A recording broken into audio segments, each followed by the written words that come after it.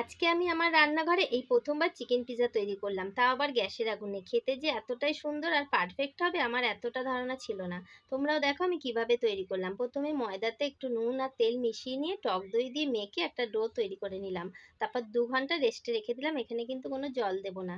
তারপর আমি chicken pizza করব বলে কড়াইতে তেল দিয়ে চিকেনের টুকরোগুলো দিয়ে নুন, হলুদ, লঙ্কার গুঁড়ো, গোলমরিচের গুঁড়ো দিয়ে ভালো করে ভেজে রেখে দিলাম। তারপর 2 ঘন্টা পর আমি ডোটাকে একটু বেলে নিলাম, একটা থালায় তেল মাখিয়ে নিয়ে রুটিটাকে দিয়ে ভালোভাবে হাত দিয়ে চেপে চেপে দিলাম। তার উপর দিয়ে আমি একটা কাঁটা চামচ দিয়ে চারিদিকে ফুটো ফুটো করে নিলাম। তার উপর দিয়ে দিলাম পিৎজা সস, তার উপরে মিউনিস দিয়ে দিলাম।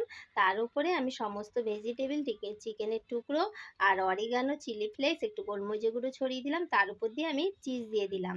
তারপর গ্যাসের আগুন মিডিয়াম রেখে কড়াইতে নুন দিয়ে স্ট্যান্ড দিয়ে আমি পিৎজার থালাটা 40 মিনিট রেখে দিলাম। তৈরি হয়ে গেল চিকেন পিৎজা। আমার রেসিপি ভালো লাগলে লাইক আর সাবস্ক্রাইব করো।